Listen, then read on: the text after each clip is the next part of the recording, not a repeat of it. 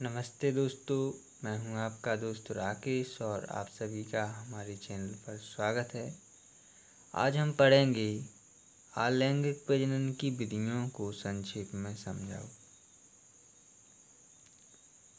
उत्तर है, पहली विधि का नाम है विखंडन द्वारा, इसे इंग्लिश में कहते हैं बाइफेशन। इस विधि द्वारा अलैंगिक प्रजनन एक कोशिकीय जीवों में होता है। जो अलैंगिक प्रजनन होता है वो इस विधि में एक कोशिकीय जीवों में होता है।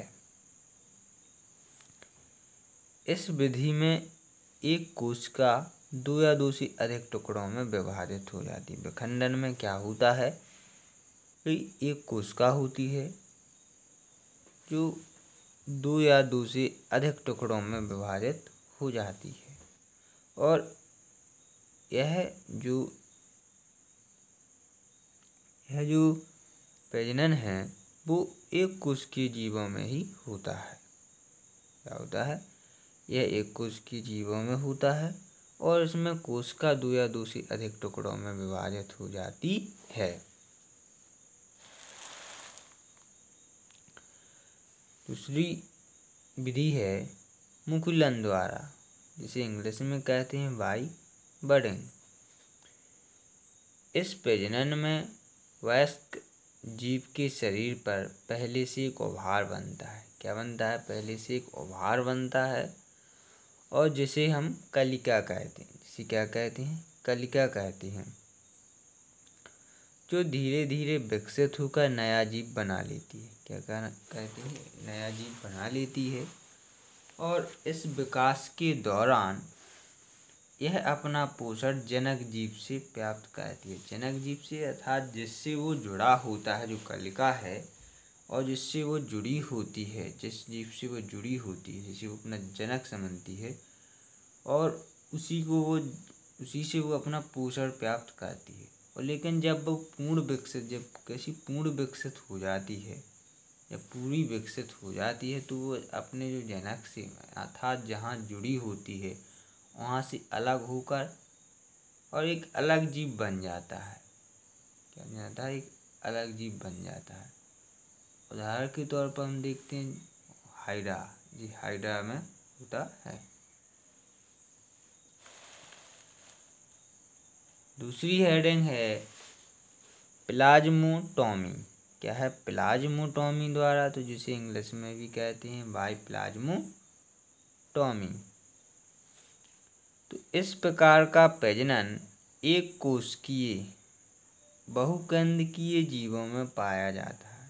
जो प्लाज्मोटोमी प्रजनन है वो एक कोशिकीय जीवों में पाया जाता है और जिसकी बहुकेंद्रकीय जीवों में भी पाया जाता है, जिनमें जीव द्रव्य विभाजित होकर, इसमें क्या होता है, जो जीव द्रव्य है वो विभाजित होकर जीवों में बट जाता है। कितने जीवों में बट जाता है? जो जीव द्रव्य होता है वो विभाजित होकर दो जीवों में बट जाता है और बाद में केंद्रक विभाजित होकर, जो केंद्रक है वो विभाजित होकर भी पहले जैसी संख्या प्राप्त कर लेता है।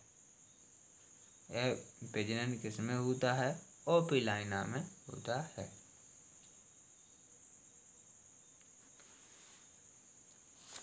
गैम्यूल द्वारा, जिसे इंग्लिश में क्या कहते हैं बाई गैम्यूल्य। तो इस प्रकार के अलैंगिक प्रजनन में जीव शरीर के विशेष प्रकार की गोलाकार कोशिकाओं के समूह प्रतिकूल परिस्थितियों में निर्मित होते हैं। क्या होते हैं? इस प्रकार का अलैंगिक प्रजनन जीव शरीर विशेष प्रकार की गोलाकार की कोशिकाओं के समूह में, कैसी गोलाकार कोशिकाओं के समूह में और प्रतिकूल परिस्थितियों में निर्मित होते हैं। कैसी परिस्थितियां प्रतिकूल होती हैं और कोशिकाएं कैसी होती हैं? गोलाकार कोशिकाओं के समूह में प्रतिकूल परिस्थितियों में निर्मित होते हैं, जिन्हें गैम्यूल या स्टेटोब्लास्ट कहते हैं। जब किन्हीं कारणों से जनक जीव की मृत्यु हो जाती है, क्या जब किसी भी कारणवश जो जनक जीव होता है वो किसी मृत्यु हो जाती है तो वह रचना अनुकूल परिस्थितियों में आने पर विकसित होने लगती हैं। अब कैसे, जब पहले प्रतिकूल परिस्थितियाँ थीं तब निर्मित हो जाती थीं, लेकिन इसके बाद जब जनक जीव की मृत्यु हो जाती है तो ये रचनाएं अनुकूल परिस्थितियों में, कैसी न अनुकूल परिस्थितियों में आने पर विकसित होकर एक क्या नया जंतु बना लेती हैं। क्या बना लेती हैं? एक नया जंतु बना लेती है। उदाहरण है स्पांजिला। क्या है? स्पांजिला।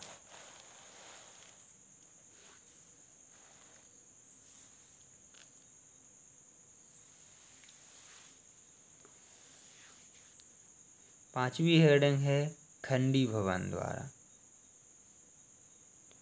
By fragmentation.